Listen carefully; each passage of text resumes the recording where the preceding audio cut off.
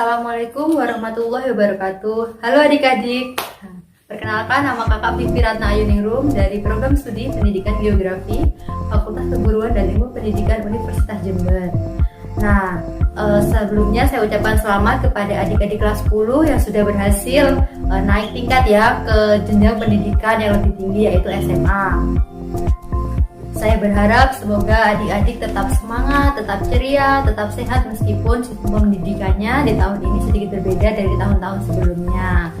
Nah, belum bisa datang ke sekolah bertemu dengan para guru, teman-teman, tetapi saya harapkan adik-adik tetap belajar secara mandiri di rumah dengan seperti melihat video pembelajaran yang akan saya sampaikan. Ya adik-adik, di sini saya akan menjelaskan materi geografi kelas 10 tentang bab 1, yaitu pengetahuan dasar geografi.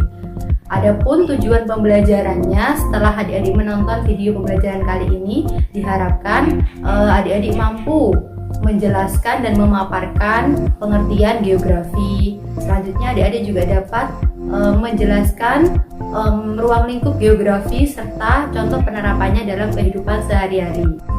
Oke, adik-adik di sini mungkin ada yang bertanya-tanya, apa sih geografi itu? Kenapa geografi harus dipelajari? Lalu apa yang membedakan geografi dengan ilmu-ilmu yang lainnya? Nah, kita akan membahas yang diawali dengan pengertian dasar geografi. Pengertian dasar geografi ini menurut sejarah berasal dari bahasa Yunani adik-adik.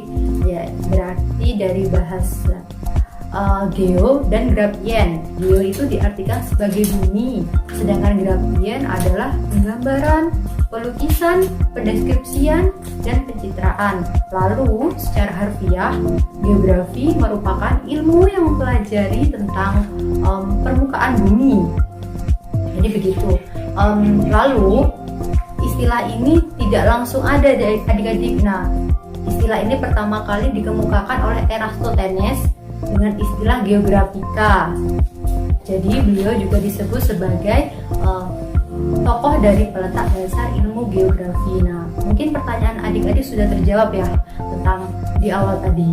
Apa sih geografi itu? Nah, sekarang sudah terjawab.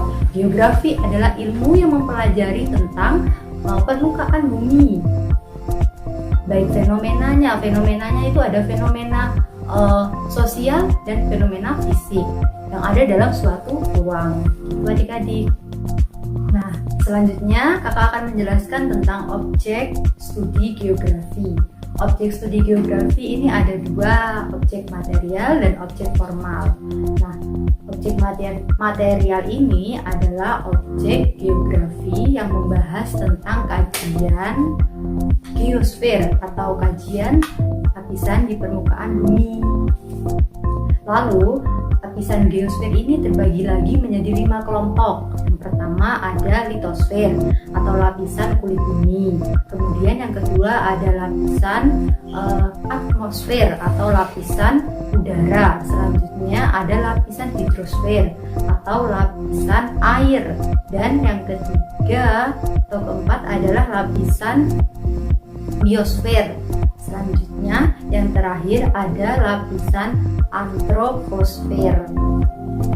Bahasan selanjutnya adalah objek formal. Objek formal ini adalah ilmu geografi yang mempelajari atau dikelompokkan berdasarkan keruangan dan kewilayahannya, berdasarkan tiga cara pandang. Nah, dari cara pandang tersebut kemudian muncullah pengelompokan. Yang pertama ada pola persebaran, dan yang kedua ada hubungan timbal balik, dan yang ketiga ada pengaruh atau penyebab dari fenomena yang terjadi. Nah, dari tiga cara pandang ini kemudian muncullah pertanyaan yang menjadi ciri khas dari geografi yang kita kenal dengan istilah 5W plus 1H. Nah, 5W plus 1H ini jika dijabarkan ada pertama ada what, apa peristiwa yang terjadi. Lalu ada when di mana peristiwa itu terjadi. Why, mengapa peristiwa itu terjadi. Who, siapa yang terlibat dalam peristiwa itu.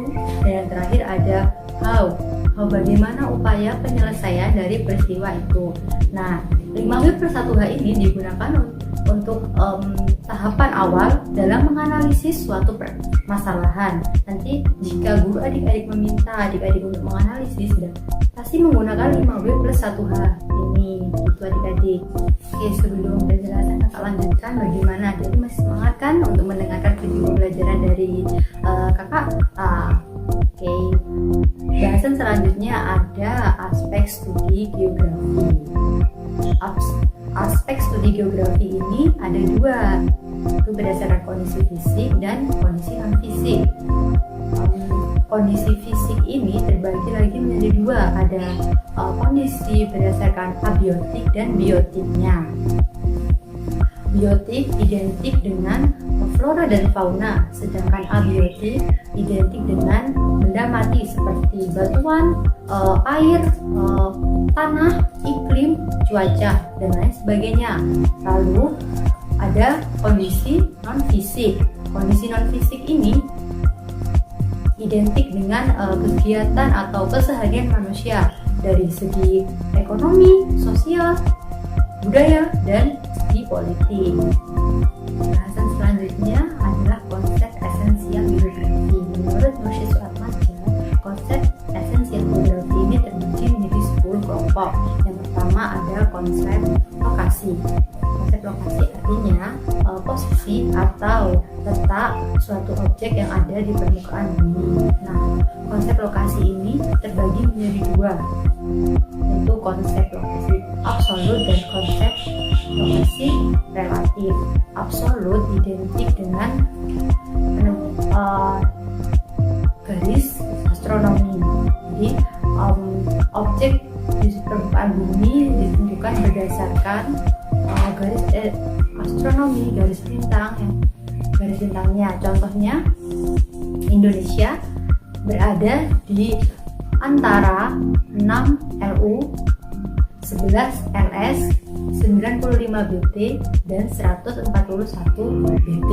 Nah, sedangkan lokasi relatif definisinya adalah letak dari suatu objek yang ditentukan berdasarkan penampakan yang ada di sekitarnya. Misal, Indonesia berada di antara dua benua dan dua samudra, benua Asia dan benua Australia, samudra Hindia dan samudra Pasifik.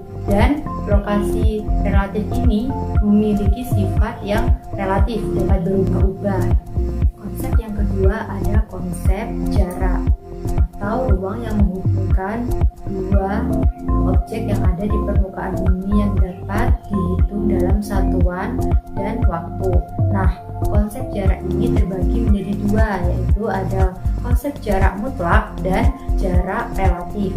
Jarak mutlak ini dapat ditentukan melalui hitungan dalam ukuran dalam satuan kilometer, meter. Nah, sedangkan konsep jarak relatif ditentukan berdasarkan satuan waktu.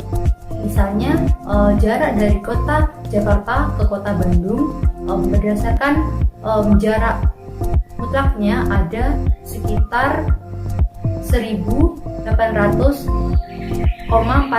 km sekian, kurang lebih seperti itu. Nah, sedangkan untuk konsep jarak relatif ditentukan berdasarkan waktu. Misal, jarak dari kota Jakarta ke kota Bandung sekitar 4 jam 20 menit. Selanjutnya ada konsep keterjangkauan atau accessibility. Nah, konsep keterjangkauan ini tidak selalu berhubungan dengan jarak. Misalnya, akses atau transportasi untuk menuju ke suatu wilayah, nah itu juga ditentukan, sehingga dalam konsep accessibility tidak selalu berkaitan dengan jarak. Salah satu pertimbangannya ada transportasi, ada keterjangkauan, sarana dan prasarana. Selanjutnya ada konsep pola. Konsep pola ini adalah susunan suatu objek yang ada di permukaan bumi. Konsep pola dicontohkan seperti pola dari permukiman penduduk, identik dengan menggerombol, mengikuti jalan raya, dan berpusat. Lalu yang kelima ada konsep morfologi atau gambaran di permukaan bumi yang ditentukan berdasarkan tenaga endogen dan eksogennya. Lalu yang keenam ada konsep aglomerasi yang merupakan pengelompokan dari suatu wilayah yang relatif sempit tetapi menguntungkan. Dan yang ketujuh ada konsep nilai guna. Konsep nilai guna ini memiliki pengertian yang relatif, artinya penentuannya ditentukan berdasarkan dari nilai objek atau orang yang menggunakan. Lalu yang kedelapan ada konsep interaksi dan interdependensi. Konsep ini merupakan hubungan ketergantungan dari suatu wilayah yang memiliki ciri khas dan pola yang berbeda. Lalu yang kesembilan ada konsep diferensiasi area atau perbedaan karakteristik suatu wilayah dengan ciri khasnya masing-masing. Yang 10 atau yang terakhir ada konsep keterkaitan berulangan. Konsep yang menunjukkan antara hubungan fenomena dengan fenomena yang lain yang dikaji dalam suatu ruang. Oke adik-adik, itulah pemaparan video pembelajaran dari kakak yang terkait tentang pengetahuan dasar geografi. Semoga video pembelajaran ini dapat membantu proses pembelajaran adik-adik yang dilakukan secara mandiri. Tetap semangat, tetap sehat, dan semoga adik-adik selalu sukses. Terima kasih, sampai jumpa di lain kesempatan. Saya akhiri, wassalamualaikum warahmatullahi wabarakatuh.